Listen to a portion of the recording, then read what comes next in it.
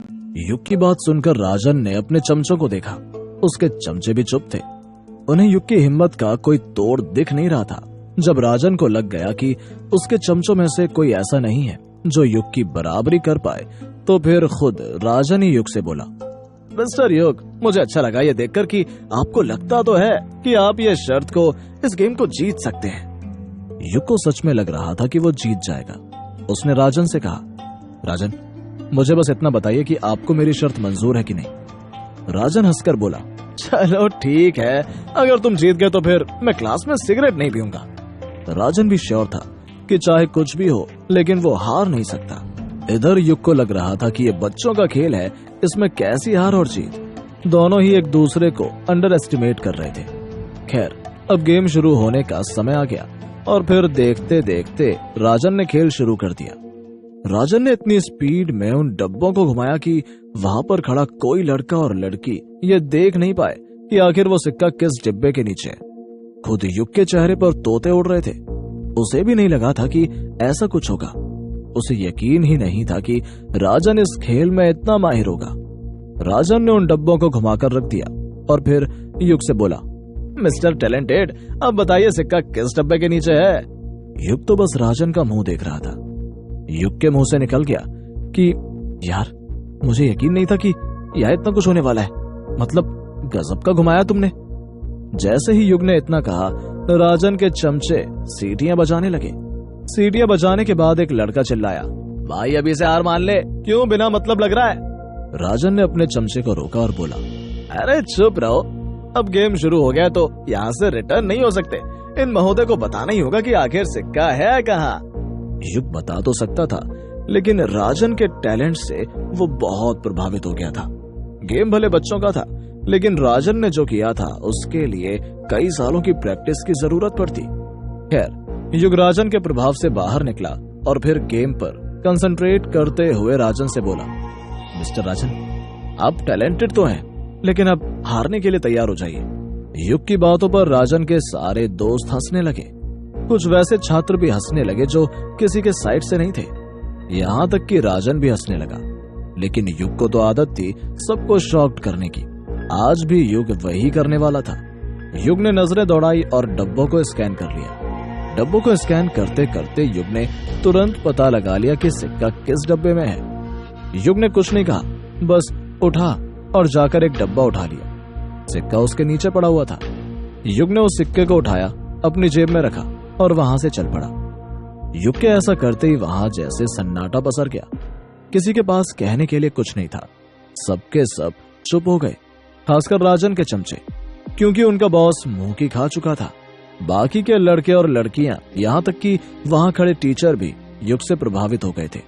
सबके पास एक ही सवाल था कि इतनी आसानी से युग ने कैसे पता लगा लिया, क्योंकि वहां ऐसा कोई नहीं था जिसने देखा हो कि सिक्का किस डिब्बे के नीचे है। युग फिर से अपनी जगह पर आकर बैठ गया। राजन कुछ देर तो सदमे में रहा, लेकिन फिर वो युग के पास गया और युग से बोला, मुझे इसकी परवाह नहीं है कि लोग मेरी आलोचना कर रहे हैं, मेरे बारे में तरह तरह की बातें बना रहे हैं। मुझे बस इतना जानना है कि तुमने ये किया कैसे। युग हंसकर बोला, इसमें कौन सा विज्ञान है। तुमने मुझे घुमाने की कोशिश की, मैं नहीं घूमा। मैंने कंसंट्रेट जमाए रखा और पकड़ लिया कि सिक्का कहाँ है। युग अपनी बात से बाकियों को खुश कर सकता था, लेकिन राजन को नहीं।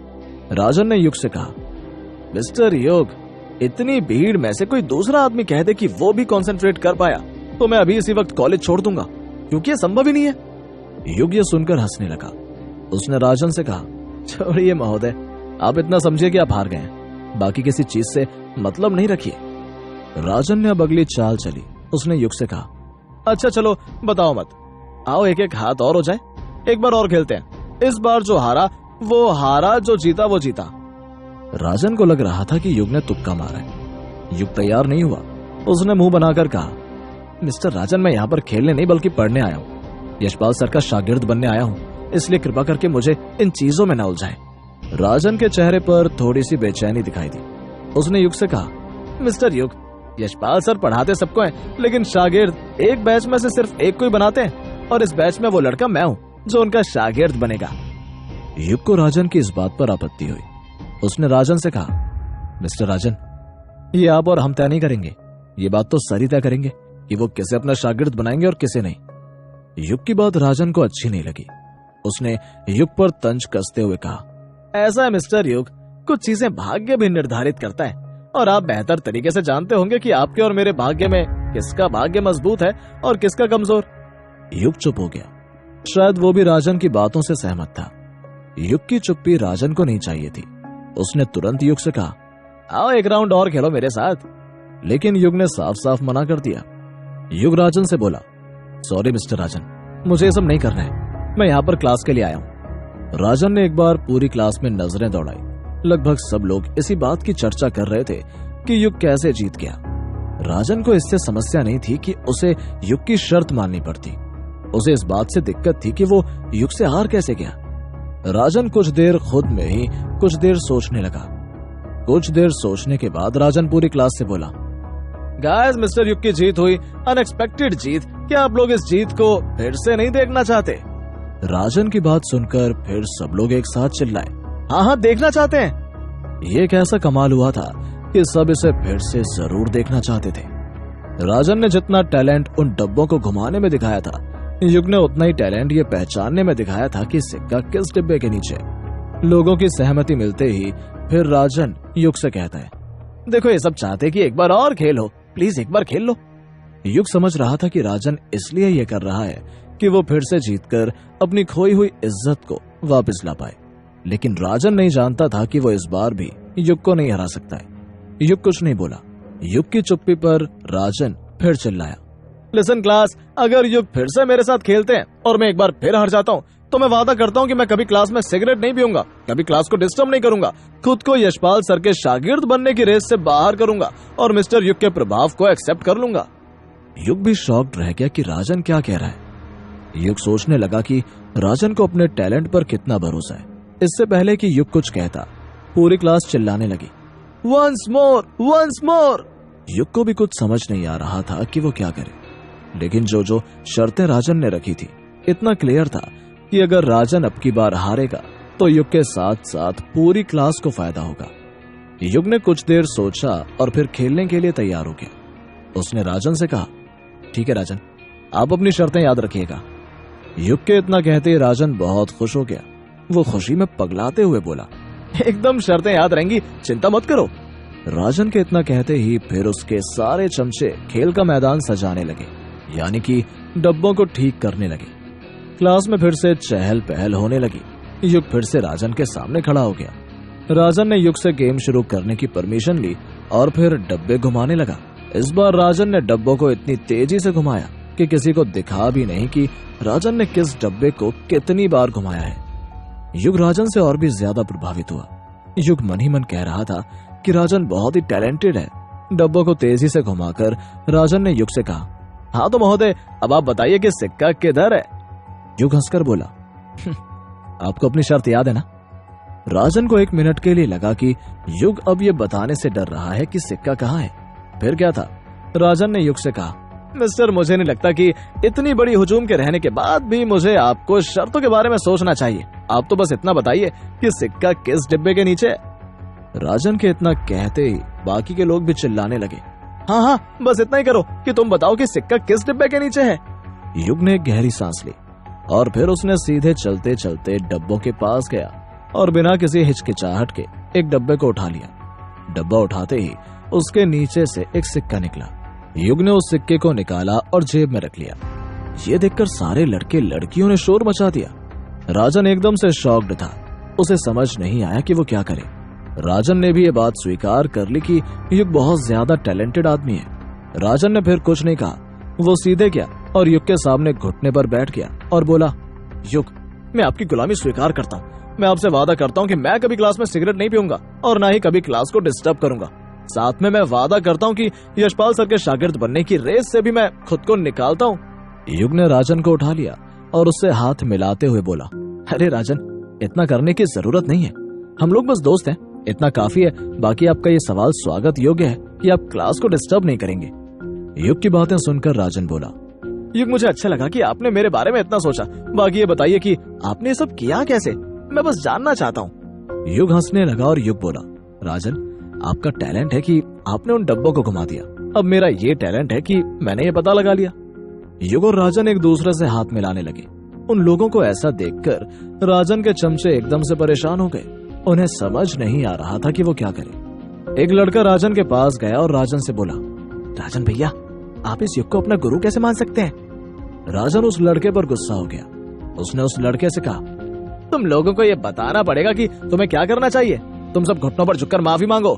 राजन की बात सुनकर उसके चमचों में जैसे भूचाल आ गया। क्या राजन के चमचे युग की गुलामी स्वीकार करेंगे? क्या राजन की भावनाएं युग के लिए सच्ची हैं? क्या होगा कहानी में अगला ट्विस्ट? जानने के लिए सुनते रहिए नजर का खेल, सिर्फ पॉकेट एफएम पर।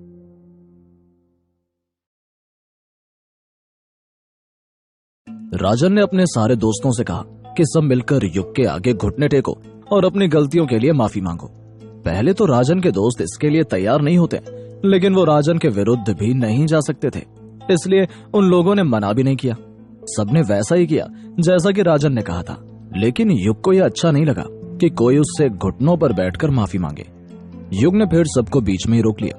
उसने आगे के 2-4 लड़कों को पकड़ते हुए कहा, अरे भाई, मैं यहाँ राजा बनकर नहीं आया हूँ जो कि आप लोगों को गुलाम बनाना चाहता हूँ। मैं यहाँ आप सबके जैसे ही पढ़ने आया हूँ, इसलिए मेरे दोस्त बनो।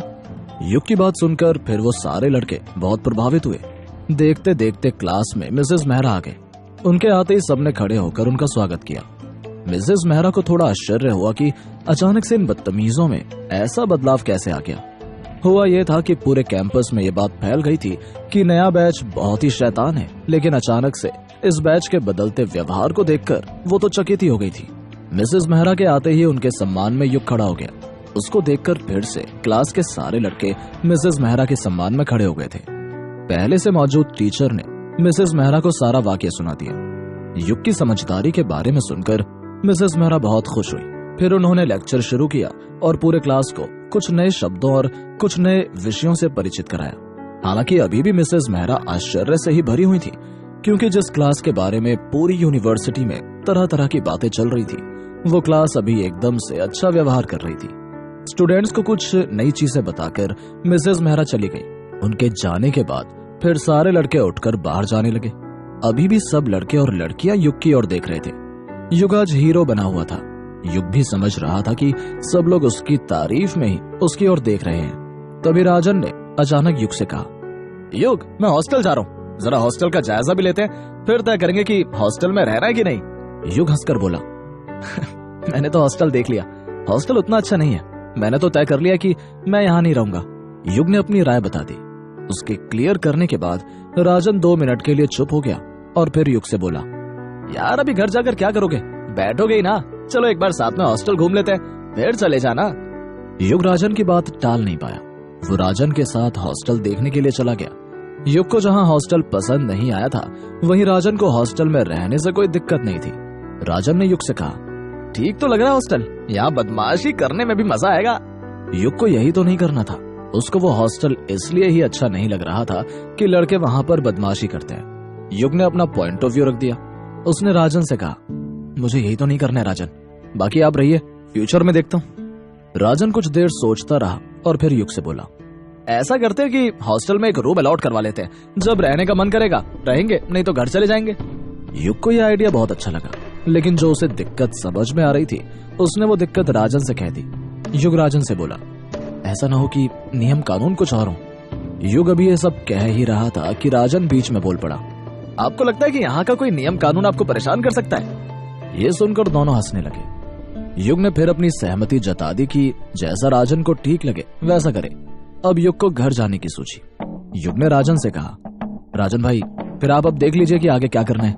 ऑफिस में जाकर हॉस्टल वाली बात समझ लीजिए, मुझे अब घर जाना होगा। राजन चाहता तो नहीं था कि युग अभी घर जाए, लेकिन वो उसकी बात काटना भी नहीं चाहता था। वो युग से बोला, ठीक है बॉस, आप घर जाओ, बाकी मैं देख लेता हूँ। युग हंसकर बोला, I am not your boss, I am your bro. युग चलने को हुआ तो फिर राजन ने उसे रोक लिया और नंबर एक्सचेंज किया। युग ने राजन को अपना नंबर दिया, हैंडशेक किया और वहां से चल पड़ा। युग जैसे ही यूनिवर्सिटी के गेट पर आया, उसने देखा कि विक्रम वहां पर कुछ लड़कों के साथ खड़ा है। युग को यकीन हो गया कि विक्रम उससे लड़ाई करने के लिए वहां पर बैठा हुआ है, लेकिन उसको आश्चर्य तब हुआ जब विक्रम ने उसको स्माइल के साथ देखा। युग को अपनी आंखों पर भरोसा नहीं हो रहा था कि सामने विक्रम है। क्योंकि अभी कुछ देर पहले ही विक्रम ने जितना युग को परेशान कर दिया था उतना तो कोई किसी को 6 महीने में भी नहीं करता, वो भी सिर्फ एक गुड मॉर्निंग के लिए। युग समझ गया कि ये सब राजन से दोस्ती की वजह से हो रहा है। उसने भी विक्रम को एक स्माइल दी और वहां से चलते बना। युग यूनिवर्सिटी से बाहर निकला ही था कि उसका फोन बजने लगा। वो समझ गया कि कॉल पर लविष्का है। लविष्का ने युग से रिसीव करने के लिए पूछा तो युग ने उसको यूनिवर्सिटी के पहले वाले चौक पर बुला लिया और फिर वहां से सीधे घर को निकल गए।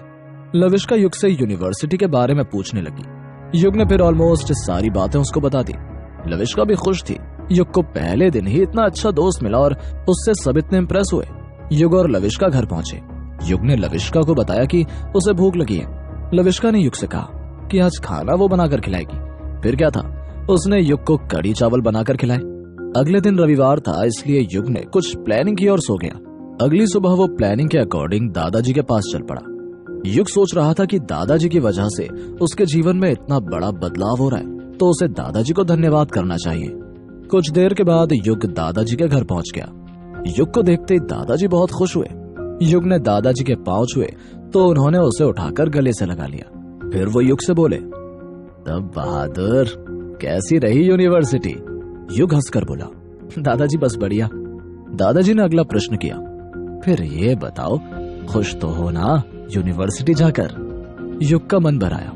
उसने भरी हुई आवाज में कहा, दादाजी मैं खुद से तो कभी वहां जाने की नहीं सोचता। सब आपका किया है, इसलिए जो है सब आपके आशीर्वाद से है। आप खुश, मैं खुश। दादाजी जोर जोर से हंसने लगे।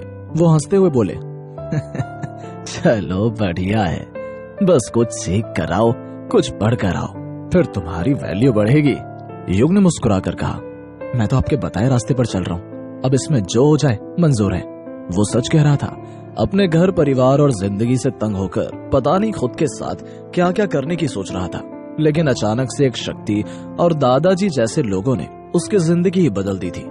फिर दादाजी युग को बैठाते हुए बोले, युग बस इतना समझना कि बहुत उम्मीदें हैं तुमसे। युग दादाजी से बड़े प्यार से बोला, दादाजी मैं पूरी कोशिश करूंगा कि आपकी उम्मीदों पर खरा उतर जाऊं। इतने में दादाजी ने एक नौकर को चाय लाने के लिए कहा। युग को थोड़ा आश्चर्य हुआ कि दादाजी शायरा को क्यों नहीं बुला रहे। युग ने दादाजी से कहा, दादाजी शायरा कहाँ है? दादाजी ने युग को बताया कि शायरा किसी जरूरी काम से बाहर गई है। कुछ देर के बाद चाय दोनों के सामने आ गई।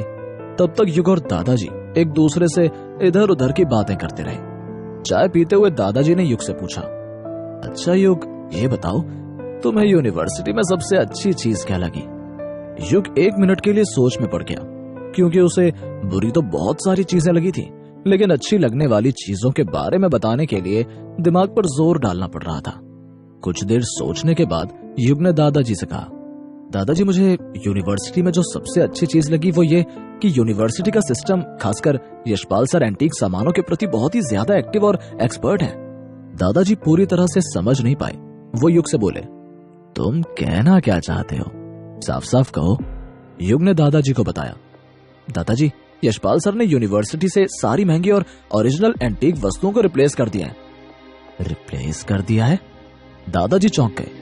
युग आगे बोलने लगा, हाँ रिप्लेस कर दिया है, और उनका विजन कितना शानदार है। वो जानते हैं कि अगर वो वस्तुएं वहां पर रहीं तो पढ़ाने के क्रम में टूट जाएंगी या फिर बच्चों के हंगामे से भी उनको क्षति पहुंच सकती है।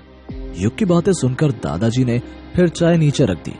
युग नोटिस कर रहा था कि जैसे जैसे दादाजी ने पूरी बात सुनी वैसे वैसे उनके चेहरे की रंगत उड़ती गई। युग से रहा नहीं गया। उसने दादाजी से कहा, क्या हुआ दादाजी, आप परेशान क्यों हो गए? दादाजी ने प्रश्न के बदले प्रश्न पूछ लिया। वो युग से बोले, तुमने टेस्ट किया? वहां नकली वस्तुएं थी। युग धीरे स्वर में बोला, जी दादाजी, यशपाल सर ने मेरा टेस्ट लिया था और मैंने अच्छे से देखा था, वहां पर कोई वस्तु असली नहीं थी। दादाजी सर पकड़कर बैठ गए। उनको ऐसे देख युग दादाजी से बोला, क्या हुआ दादाजी, आप परेशान क्यों हो रहे हैं? दादाजी फिर सीधे पॉइंट पर आए और बोले, अरे धोखा हो रहा है, यूनिवर्सिटी के साथ धोखा हो रहा है। यशपाल सबकी आंखों में धूल झोंक रहा है। युग ने सफाई दी, दादाजी ऐसा नहीं है, यशपाल सर बहुत अच्छे हैं, वो तो बस उन वस्तुओं की हिफाजत करना चाहते हैं। दादाजी युग को समझाने लगे कि यशपाल की नीयत में खोट है, लेकिन युग था कि उसका मन मानने को तैयार ही नहीं था कि यशपाल ऐसा भी कुछ सोच रहा है। फिर अचानक दादाजी बोले, मुझे तो लगता है कि ये आदमी रिटायरमेंट के करीब है, इसलिए अपने साथ उन सामान को ठिकाने लगाने की सोच रहा है। युग की आंखें चमक गईं। वो दादाजी से बोला, दादाजी उन्होंने मुझे बताया था कि वो जल्दी रिटायर होने वाले हैं। दादाजी और भी ज्यादा चिंतित हो गए। वो युग से बोले, मुझे सारा माजरा समझ आ गया है। यशपाल यही करने वाला है। रिटायरमेंट के साथ सारी एंटीक वस्तुओं को लेकर वो उड़ जाएगा। युग को भरोसा ही नहीं हो रहा था कि यशपाल ऐसा भी कर सकता है। उसको सोच में डूबते देखकर दादाजी बोले, ऐसा पहले भी होता आया है। रिटायरमेंट के समय लोग एंटीक वस्तुएं लेकर भाग जाते थे। फिर क्या किया जाए? युग ने पूछा। युग, अब तुम्हें एक मिशन पर जाना होगा। दादाजी बड़े गंभीरता से बोले, मिशन पर? लेकिन कैसे मिशन पर? युग को दादाजी की बातें समझ नहीं आ रही थी। वो मैं सब कुछ बताता हूं, बस तुम्हें वैसा ही करना होगा जैसा कि मैं कहूंगा। क्या तुम कर पाओगे?